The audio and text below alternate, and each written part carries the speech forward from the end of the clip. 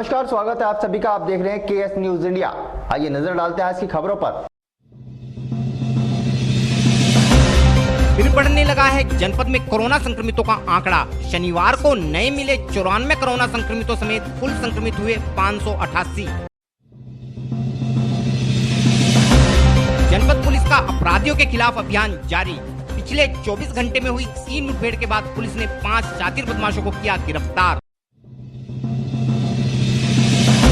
शनिवार को नगर के मीनाक्षी चौक पर यातायात पुलिस ने चलाया बिना नंबर लिखे वाहनों के खिलाफ अभियान। सरकार द्वारा पारित नए कृषि कानूनों से क्षेत्र के कोल्हू संचालकों में खुशी की लहर। मंडी से बाहर ही गुड़ बेचने पर कोल्हू संचालकों को हो रहा है दो तरफा फायदा। शनिवार को विश्व मानसिक स्वास्थ्य दिवस के अवसर पर प्रशासन द्वारा किया गया जनपद के कोरोना योद्धाओं का सम्मान। शनिवार को यूपी स्टील श्रमिक संगठन के पदाधिकारियों ने फैक्ट्री प्रबंधन पर उत्पीड़न का आरोप लगाते हुए प्रशासन से लगाई मदद की गुहार। शनिवार को नगर की त्यागी कॉलोनी में युवा शक्ति दल द्वारा किया गया रक्तदान शिविर का आयोजन।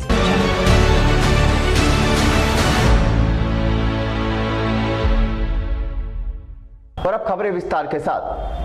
विगत कुछ दिनों से जनपद में कोरोना संक्रमण का जो आंकड़ा नीचे की ओर जाने लगा था, शुक्रवार से उसने फिर से रफ्तार पकड़ना शुरू कर दिया है। शुक्रवार को जहां यह आंकड़ा 54 पर पहुंचा था, वहीं शनिवार को जनपद में कोरोना ने 94 नए लोगों को संक्रमित कर फिर से अपने पुराने रंग दिखाने शुरू कर दिए हैं, जिससे साफ पता लगता है कि कोरोना का जानलेवा वायरस इतनी आसानी से हमें छोड़कर नहीं जाएगा तथा इससे छुटकारा पाने के लिए हम सभी लोगों को पूर्णतः सावधानी बरतते हुए कोविड गाइडलाइन का पालन करना होगा, क्योंकि देश के प्रधानमंत्री का भी कहना है कि जब तक दवाई नहीं तब तक ढिलाई नहीं। शनिवार को जनपद के स्वास्थ्य विभाग को कुल 1923 कोरोना सैंपलों के परिणाम प्राप्त हुए, जिनमें 54 लोग कोरोना संक्रमित पाए गए। इसके अलावा 6 लोगों में कोरोना संक्रमण की पुष्टि प्राइवेट लैब से प्राप्त परिणाम के आधार पर हुई है। साथ ही शनिवार को भी जनपद के 34 लोग रैपिड किट के माध्यम से किए गए टेस्ट में कोरोना संक्रमित पाए गए हैं। इन 94 लोगों में जिला jail 30, Kawal jail 3, civil line 2, Nai मंडी 3, सुरेंद्र नगर 1, Laddawala 2, Abkari 1, Shikshak colony 3, medical college 2, Muzaffarnagar 1, Patel Nagar 2, Meenakshi Chowk 1, south civil line 1, Brahmpuri 1, Adarsh colony 1, Gaushala Nadi road 2, north civil line 1, Dwarikapuri 1, Prempuri 1, Thana civil line 1, Gangarampura 1, Awadh Vihar 1, Almaspur 1, Johra 1, UP steel 1, Kukda 1, Sirsali Kala 1, अमीन नगर बगरा 1, सालाखेड़ी 1, बरवाला 3, लौसाना बुढ़ाना 1, राजपुर 1, राजपुर कला 1, चांदपुर 1, शाहपुर 2, चौधरान पट्टी शाहपुर 1, ककरौली 1, मोरना 2, चरथावल 2, कुतुबपुर बड़ला 1, खतौली 2, मंसूरपुर मील 2, रायपुर नगली 1, मंसूरपुर 2, गदनपुर 1 तथा नगली से एक व्यक्ति कोरोना संक्रमित पाया गया है। इसके अलावा शनिवार को भी जनपद के 42 लोग कोरोना संक्रमण से मुक्त हो गए हैं और इस प्रकार अब जनपद में कुल संक्रमितों की संख्या 588 है।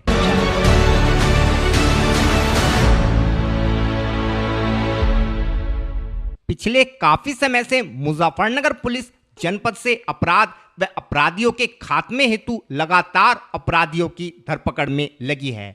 हम अगर पिछले एक सप्ताह पर नजर डालें तो पाएंगे कि शायद ही कोई दिन ऐसा गया हो कि जब मुजफ्फरनगर पुलिस ने मुठभेड़ के दौरान अपराधियों को पकड़कर सलाखों के पीछे न भेजा हो।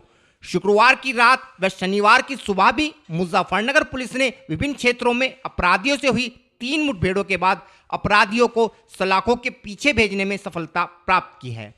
पहली मुठभेड़ मुजफ्फरनगर के भोपा थाना क्षेत्र में हुई, जिसमें भोपा पुलिस व गोकशों के बीच जोली से कम्हेड़ा जाने वाले मार्ग पर शुक्रवार की देर शाम जबरदस्त मुठभेड़ हो गई।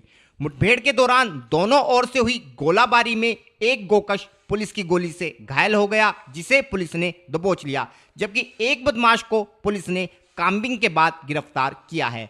पकड़े गए बदमाशों की पहचान सरफराज व रिजवान के रूप में हुई है। पुलिस ने बदमाशों के कब्जे से एक स्कूटी, 2 तमंचे व कारतूस बरामद किए हैं। इस संबंध में और अधिक जानकारी देते हुए सीओ भोपा सोमेंद्र कुमार नेगी ने बताया, ये गांव वालों से सूचना मिली थी बदमाशों की यहाँ बाग में। तो इस सूचना पे पुलिस यहाँ नहर पटरी पे चेकिंग कर रही थी, तभी 2 स्कूटी सवार जौली की तरफ से आए। पुलिस ने उनको रोका, लेकिन उन्होंने पुलिस पर फायर कर दिया और फायर करते हुए खेतों की तरफ भाग लिए। पुलिस ने उनका पीछा किया, आगे जाके स्कूटी गिर गई, वहाँ फिर उन्होंने फायर किया पुलिस ने भी अपनी जो है आत्मरक्षा में फायर किया, तो जिसमें एक बदमाश की गोली लगी है, एक बदमाश अपना खेतों में घुस गया। तो क्या पकड़े गए बदमाशों पर मुकदमा दर्ज है? हाँ, जो घायल बदमाश है उस पर कम से कम 1.5 दर्जन मुकदमा दर्ज है। ये गौकस है और पशु चोर है। घायल बदमाश का नाम क्या है? घायल बदमाश का नाम सरफराज, इसके पिता का नाम असलम, और ये किदवई नगर मुजफ्फरनगर का रहने वाला है। और जो बदमाश पकड़ा गया है कामिंग के दौरान, उसका नाम रिजवान और उसके पिता का नाम इकबाल है, वो भी किदवई नगर का रहने वाला है। इनाम के बारे में जानकारी की जा रही है। ये जो घायल है बदमाश, ये गैंगस्टर भी है, बुढ़ाना का गैंगस्टर भी है। दूसरी मुठभेड़ शनिवार की सुबह नई मंडी थाना क्षेत्र में हुई। इस मुठभेड़ में पुलिस ने मादक पदार्थों के 2 तस्करों को गिरफ्तार किया है। शनिवार की सुबह जब मुजफ्फरनगर के पचैना रोड पर मुजफ्फरनगर पुलिस ने एक वैगनार सवार 2 लोगों को रोकने का प्रयास किया, तो बदमाशों ने पुलिस दल पर फायरिंग करते हुए भागने का प्रयास किया। पुलिस द्वारा आत्मरक्षा में की गई फायरिंग में एक बदमाश पुलिस की गोली से घायल हो गया, जिसे पुलिस ने दबोच लिया, जबकि मौके का फायदा उठाकर भागने का प्रयास कर रहे दूसरे बदमाश को भी पुलिस ने घेराबंदी कर पकड़ लिया। पुलिस ने बदमाशों के कब्जे से भारी मात्रा में मादक पदार्थ, एक वैगनार कार तथा अवैध शस्त्र बरामद किए हैं। इस विषय में और अधिक जानकारी देते हुए सीओ मंडी श्री धनंजय सिंह कुशवाहा ने बताया, आज सुबह मंडी पुलिस चेकिंग कर रही थी पशुपता पैठ में सुरक्षा के दृष्टिगत, तभी बाईपास की तरफ से एक वैगनार गाड़ी गुजरी और चेकिंग के लिए रुकने के लिए इशारा करने पे रुकने की बजाय फायर करके भागी और नसीरपुर रोड की तरफ पुलिस से उसकी मुठभेड़ हो गई। उसमें एक बदमाश घायल हुआ जिसका नाम दिवाकर है और ये बनिया ठेर और ये संभल जिले का रहने वाला है, और दूसरा अभियुक्त जो है महमूद है। इसमें एक सिपाही भी घायल हुआ जिसका नाम अंकित है, और इनके पास से एक वैगनार गाड़ी और उसमें जो है 6 किलो मादक पदार्थ फीम बरामद हुई है और 2 तमंचा, खोखा, कारतूस इत्यादि। सर, पूछताछ में पता चला है कहाँ ये तस्करी करते थे, कब से ये काम कर रहे हैं? अभी इनको इलाज के लिए हॉस्पिटल भेजा गया और इनसे पूछताछ और इनसे जानकारी की जा रही है। तीसरी मुठभेड़ शनिवार की सुबह मुजफ्फरनगर के मंसूरपुर थाना क्षेत्र में हुई। शनिवार को मंसूरपुर पुलिस को मुखबिर के माध्यम से सूचना प्राप्त हुई कि 2 बदमाश क्षेत्र के शाहपुर मंसूरपुर मार्ग पर किसी घटना को अंजाम देने के इरादे से आ रहे हैं।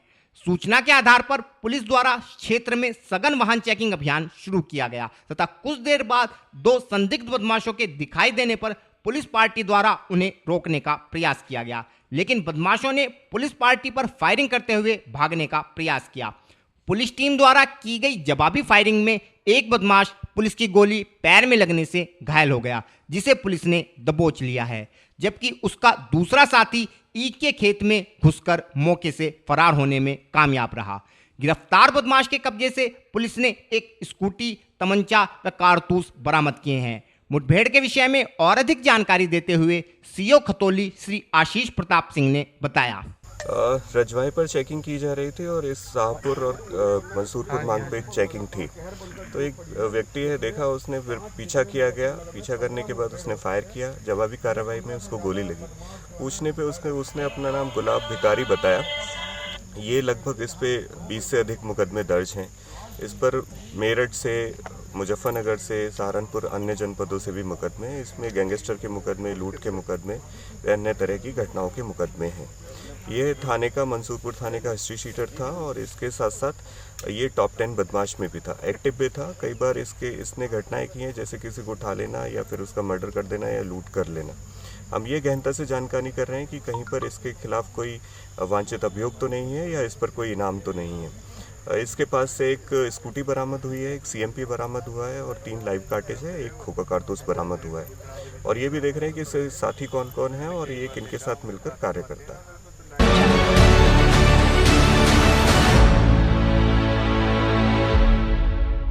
शनिवार को मुजफ्फरनगर में यातायात पुलिस द्वारा नगर के मीनाक्षी चौक पर वाहनों की नंबर प्लेट को लेकर एक विशेष अभियान चलाया गया। इस अभियान के तहत बिना रजिस्ट्रेशन वाले वाहनों को सीज करने के अलावा रजिस्टर्ड वाहनों के आगे व पीछे उनका नंबर भी लिखवाया गया। इस अभियान के चलाए जाने से नगर में बिना नंबर लिखे अपना वाहन चला रहे वाहन चालकों में हड़कंप मच गया तथा पुलिस द्वारा दर्जनों वाहन चालकों को रोककर मौके पर ही उनके आगे व पीछे नंबर लिखवाते हुए उनसे जुर्माने की राशि भी वसूली गई। पुलिस के अनुसार जनपद में अब इस प्रकार का अभियान जारी रहेगा तथा सभी वाहन चालकों को अपने वाहन के आगे व पीछे नंबर लिखवाना अनिवार्य है। इस संबंध में और अधिक जानकारी देते हुए यातायात प्रभारी श्री अभिमन्यु ने बताया। देखिए, उच्च अधिकारियों के आदेशानुसार शहर में काफ़ी गाड़ियां ऐसी थी जिन पर नंबर प्लेट नहीं है और नंबर प्लेट का चालान भी बहुत ज़्यादा हो रखा है। 5,000 रुपये का नंबर प्लेट का चालान है। इसलिए हमारे उच्च अधिकारियों के आदेशानुसार ये अभियान चलाया जा रहा है। जिन गाड़ियों पर नंबर प्लेट नहीं है या रजिस्ट्रेशन जिनका नहीं है उनका रजिस्ट्रेशन नंबर लिखवाना आगे और पीछे गाड़ी वाले की जिम्मेदारी होती है। जिन लोगों ने नहीं लिखा रखा है उनकी गाड़ी पे नंबर लिखवाया जा रहा है। ये अभियान कब तक चलेगा?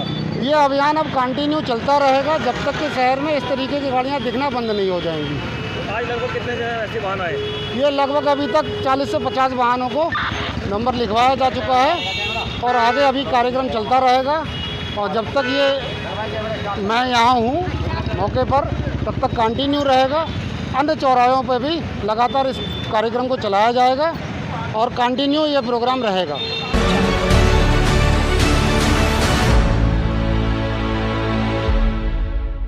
पिछले दिनों सरकार द्वारा किसानों से संबंधित 3 कृषि कानूनों को संसद में मंजूरी दे दी गई थी तथा कहा गया था कि ये कानून किसानों के लिए अत्यंत लाभकारी सिद्ध होंगे। लेकिन विपक्षी दलों तथा किसान संगठनों ने इन कानूनों को किसानों के लिए काला कानून बताते हुए संसद से लेकर सड़क तक जबरदस्त प्रदर्शन करते हुए इन कानूनों को रद्द करने की मांग की थी तथा विभिन्न राजनीतिक संगठन आज तक भी इन कानूनों के विरोध में धरने प्रदर्शनों का आयोजन कर इन कानूनों को रद्द करने की मांग कर रहे हैं। लेकिन शनिवार को जब हमारी टीम मुजफ्फरनगर के नई मंडी स्थित रामलीला मैदान में पहुंची तो पाया कि कुछ कोल्हू संचालक अपना गुड़ मंडी में न ले जाकर उसको वहीं से बेच रहे हैं। इस विषय पर जब हमने इन कोल्हू संचालकों से बात की तो उनका कहना था कि सरकार द्वारा पारित नए कानूनों के अनुसार अब किसान अपनी उपज कहीं भी बेचने के लिए स्वतंत्र है तथा इससे उन्हें अधिक मूल्य मिलने के साथ साथ मंडी शुल्क के रूप में अदा किए जाने वाले 2.5% कर से भी राहत मिल रही है, जिस कारण उनका मुनाफा पहले की अपेक्षा बढ़ गया है तथा इस कार्य के लिए वो लोग सरकार को बारंबार धन्यवाद करते हैं। नाम आपका? मेरा नाम अनवार है। हाँ, बताइए, आप यहाँ पे गुड़ बेचना आए हैं तो किस तरह की सुविधा मिली? गुड़ से हमें बहुत बड़ा लाभ हुआ है जी। 2.5% की मंडी समिति देते हैं और वहाँ से हमारा माल कम बिका था और अब हमारा 50-60 रुपये कुंटल फालतू बिक रहा है। तो इसलिए हम अपना माल मंडी से बाहर भेज रहे हैं, मंडी ले जा रहे हैं। इससे हमें बहुत बड़ा लाभ हुआ, इसलिए हम प्रधानमंत्री जी का बहुत बहुत धन्यवाद। क्या नाम आपका? भूरा है जी। बताइए, आप कहाँ के रहने वाले हैं, किस तरह का कोल्हू है आपका? गाँव नंसुरा। हाँ, तो यहाँ पे किस तरह का माल लेकर आए थे? ये गुड़ लेकर आए थे यहाँ पे। हाँ, जब मंडी में नहीं माल खरीदा अपना कहीं भी अच्छे जब गवर्नमेंट ने हमें छूट दे रखी इस बात। मंडी से बाहर बेच रहे हैं आप? जी। तो किस तरह का फायदा हो रहा है? मुझे 2.5% टैक्स देना पड़ रहा था हाँ मंडी में काटते थे। अब सरकार ने ये जो ख़त्म कर दिया तो अपना माल कहीं भी बेच सकते हैं। आपको बढ़िया फायदा हो रहा है जी। तो क्या कहना चाहिए सरकार का? धन्यवाद किस तरह? सरकार का धन्यवाद, बहुत बहुत शुक्रिया जी। क्या नाम है आपका? नीरज। बताइए, आप ये गुड़ आया है, ये कहाँ से आया है और किस तरह का गुड़ है ये गुड़ मंडी से यहाँ पे रामदा ग्राउंड है, यहाँ पे आया है नई मंडी। तो ये बाहर क्यों बेचा जा रहा है? किसान को मंडी गुड़ मंडी में मंडी है, मंडी शुल्क लगता है। यहाँ पे बाहर कुछ नहीं लगता है।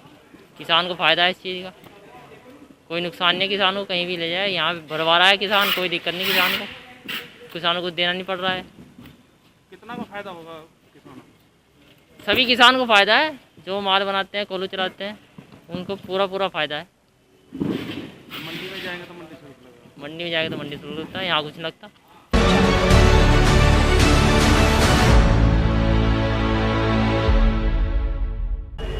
वक्त हो चला है केएस न्यूज इंडिया में एक छोटे से ब्रेक का।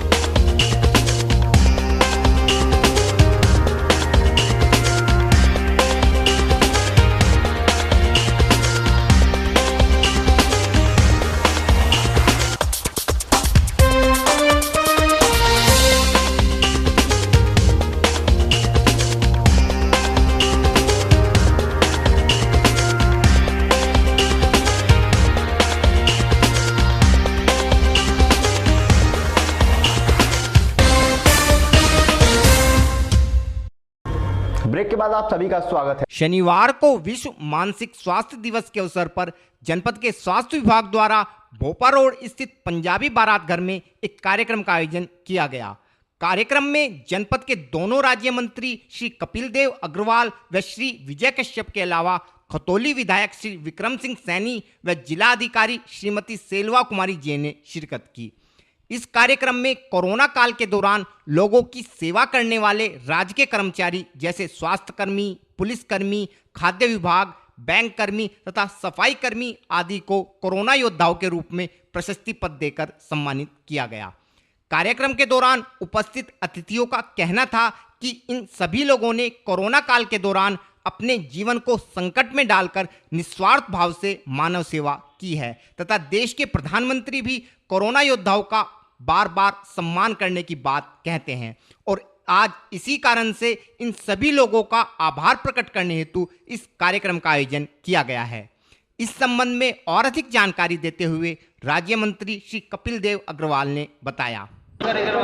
आज विश्व मानसिक स्वास्थ्य दिवस के अवसर पर जनपद मुजफ्फरनगर के प्रशासन के द्वारा और सीएमओ के द्वारा विश्वास मिशन के अंतर्गत आज ये बहुत शानदार और उल्लेखनीय कार्यक्रम हुआ है, जिसमें जितने भी कोरोना योद्धा हैं, हमारे डॉक्टर्स, हमारे सीएमओ, हमारा जिला प्रशासन, पैरामेडिकल स्टाफ, हमारे खाद्य विभाग, हमारे चिकित्साकर्मी, हमारे सफाई कर्मी, हमारे बैंक कर्मी, हमारे पुलिसकर्मी, यानी जिस प्रकार के भी जिस विभागीय सरकारी लोगों ने जिस रूप में भी सेवा की है, उन सबका सम्मान सर्टिफिकेट देकर के यहाँ पर हुआ है। हमारे मुख्यमंत्री योगी आदित्यनाथ जी, हमारे प्रधानमंत्री नरेंद्र मोदी जी ये चाहते हैं कि ऐसे सभी कोरोना योद्धाओं का सम्मान हम लगातार करते रहें, चूँकि इन्होंने जान की बाजी लगा करके इस समाज को संरक्षित और सुरक्षित रखने का काम किया और सब लोग अपनी ड्यूटी पर मुस्तैदी से डटे रहे। ऐसे सभी लोगों का मैं उत्तर प्रदेश सरकार की ओर से अभिनंदन करता हूँ, वंदन करता हूँ। मुझे पुनः अपेक्षा करता हूँ कि सब लोग इस संकल्प के साथ लगातार जुटे रहें कि कोरोना की लड़ाई अभी बाकी है और हम सबको उसे सुरक्षा करना। विश्व मानसिक स्वास्थ्य दिवस के अवसर पर ही जनपद की Uday welfare society, Rotary Club main तथा इनर व्हील क्लब इरा के अलावा जिला विधिक सेवा प्राधिकरण के तत्वावधान में भी एक विधिक साक्षरता शिविर का आयोजन किया गया। इस शिविर में वरिष्ठ समाज सेवी बीना शर्मा, जनपद के वरिष्ठ समाज सेवी एवं चिकित्सक श्री एमएल गर्ग के अलावा अनेक गणमान्य अतिथियों ने शिरकत की। इस शिविर में उपस्थित अतिथियों ने घरेलू हिंसा के अलावा कोरोना वायरस से बचाव के संबंध में भी महत्वपूर्ण जानकारी उपस्थित लोगों को दी। अतिथियों ने बताया कि घरेलू हिंसा से पीड़ित महिलाएं किस प्रकार से इस मामले में सरकार से विधिक सहायता ले सकती हैं। इसके अलावा उपस्थित चिकित्सकों ने बताया कि कोरोना से बचाव हेतु एक आम आदमी किन दवाओं का सेवन कर सकता है। इस विषय में और अधिक जानकारी देते हुए उदय वेलफेयर सोसाइटी पदाधिकारी श्री निधीश गर्ग ने बताया। आज हमने अपने Uday welfare society, Rotary Club main से और इनर व्हील क्लब ईरा के उससे तत्वावधान में आज वर्ल्ड मेंटल हेल्थ डे पर अपना एक दो टॉपिक्स पर एक अपना टॉक्स रखी थी, जिसमें कि हमारे दो टॉपिक्स ये थे कि एक तो डोमेस्टिक वायलेंस और एक हमारा कोरोना से रिलेटेड कि उससे बचाव वगैरह कैसे हो सके और उसमें क्या लेना चाहिए, जिसमें कि हमारी मुख्य अतिथि श्रीमती सलोनी रस्तोगी जी, जो कि जिला विधिक प्राधिकरण की सेवा समिति की सचिव हैं यहाँ पर मुजफ्फरनगर में, और हमारी श्रीमती बीना शर्मा जी वरिष्ठ समाज सेवी, हमारे वरिष्ठ चिकित्सक डॉक्टर एमएल गर्ग और वरिष्ठ न्यूरो सर्जन जो कि हमारे डॉक्टर करण मारवा हमारे विशेष अतिथि के रूप में यहाँ पर आए हैं। उन्होंने आज अपने पब्लिक को सारी चीज़ बताई हैं कि आपका डोमेस्टिक वायलेंस जो हो रहा है उसमें आप अपना गवर्नमेंट की सेवा कैसे ले सकते हैं, फ्री ऑफ कॉस्ट भी है, सारी चीज़ है, आप कोर्ट से कैसे हेल्प ले सकते हैं और कोरोना से रिलेटेड अपना कैसे काम कर सकते हैं, कोरोना से कैसे बचाव कर सकते हैं, अपना क्या दवाइयाँ लेनी है। तो आज हम लोगों ने अपनी इस पर टॉक रखी थी वर्ल्ड मेंटल हेल्थ डे पर, जो इसमें भी कि हमारे इनरव्हील क्लब की सचिव, हमारे प्रेसिडेंट, हमारे रोटरी क्लब के प्रेसिडेंट, रोटरी क्लब के पास्ट प्रेसिडेंट, रोटरी क्लब के सचिव और उदय वेलफेयर सोसाइटी के सारे हमारे जितने भी पदाधिकारी हैं और जो सब हैं वो सब यहाँ पे मौजूद थे।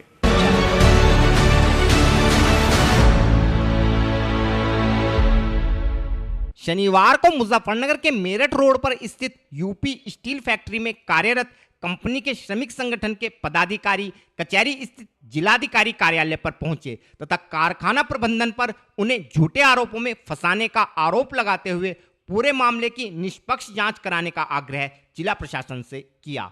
इन श्रमिकों का कहना था कि फैक्ट्री के श्रमिक संगठन के पदाधिकारी होने के कारण पिछले कुछ माह से फैक्ट्री प्रबंधन उन लोगों पर झूठे आरोप लगाकर उन्हें लगातार परेशान कर रहा है। पिछले दिनों कंपनी के सुरक्षा विभाग व ग्रामीणों के बीच हुए झगड़े में भी फैक्ट्री प्रबंधन ने उन लोगों पर आरोप लगाते हुए उन्हें सस्पेंड कर दिया, जबकि उन लोगों द्वारा इस मामले में केवल बीच बचाव कराया गया था तथा यह पूरी घटना सीसीटीवी फुटेज में देखी जा सकती है। इस संबंध में और अधिक जानकारी देते हुए पीड़ित श्रमिक ने बताया। संजीव कुमार। बताइए किस बारे में, क्या मामला है? हम यूपी स्टील कर्मचारी हैं, यूपी स्टील कामगार संघ यूनियन के पदाधिकारी हैं। अप्रैल माह से जब से लॉकडाउन लग रहा, प्रबंधनगण किसी न किसी झूठे आरोप में हमें फंसाते आ रहे पदाधिकारियों को। कभी तो सोने की चैन की लूट लगा दें हमारे ऊपर, कभी झगड़े का केस लगा दें। वही पिछले महीने 6 तारीख में ग्राम प्रधान का और सिक्योरिटी का झगड़ा हो गया था, लेकिन हमने बीच बचाव करा जिसमें सारी फुटेज आ रही, लेकिन फिर भी 1 महीने से सस्पेंड कर रखा और आज तक कोई जाँच कार्रवाई नहीं हुई। हम चाह रहे भाई या तो स्पष्ट रूप से जांच कार्रवाई हो, अगर हम निर्दोष हैं तो हमें सवेतन वापस लिया जाए, अगर दोषी पाए जा तो जो हमें दंड दिया वो दिया जा। ऐसे कितने आदमी हैं आप? 5 आदमी हैं जी हम।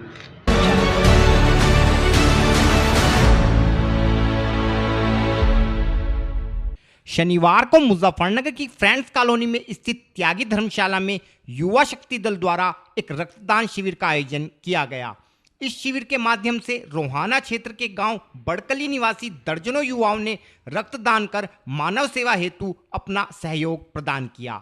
रक्तदान शिविर के आयोजकों के अनुसार रक्तदान के माध्यम से मानव सच्ची ईश्वर सेवा कर सकता है, क्योंकि उसके द्वारा किया गया रक्तदान किसी को जीवन दान प्रदान कर सकता है। और इसी भावना से प्रेरित होकर बड़कली गांव के दर्जनों युवाओं ने लगभग 20 यूनिट रक्त का दान किया है तथा उन्हें उम्मीद है कि वो लोग शिविर के माध्यम से लगभग 35 यूनिट रक्त का दान कर सकेंगे। इस संबंध में और अधिक जानकारी देते हुए शिविर आयोजक ने बताया। आज यहाँ पर ब्लड कैंप गांव बड़कली के कुछ युवा साथी जो पिछले 2-4 कैंपों से बहुत प्रभावित थे और उनका मानव सेवा के लिए उनकी जो भावनाएं बहुत ज़्यादा बाहर आ रही थी, उसके लिए उन्होंने प्रेरित होकर युवाओं को भी प्रेरित किया अपने गांव के और एक ऐसे काम के लिए ऐसे काम का आयोजन आज किया जो वास्तव में मानव हित में है, जो इंसानियत के लिए बहुत मजबूत मिसाल है। लगभग कितने युवा जन यहाँ पे आते? अभी तक 20 से 22 युवा यहाँ पर ब्लड डोनेट कर चुके हैं और अभी समय लगभग 2 घंटे का बचा हुआ है, तो संभवतः हम 30 से 35 यूनिट रक्तदान आज कर दें।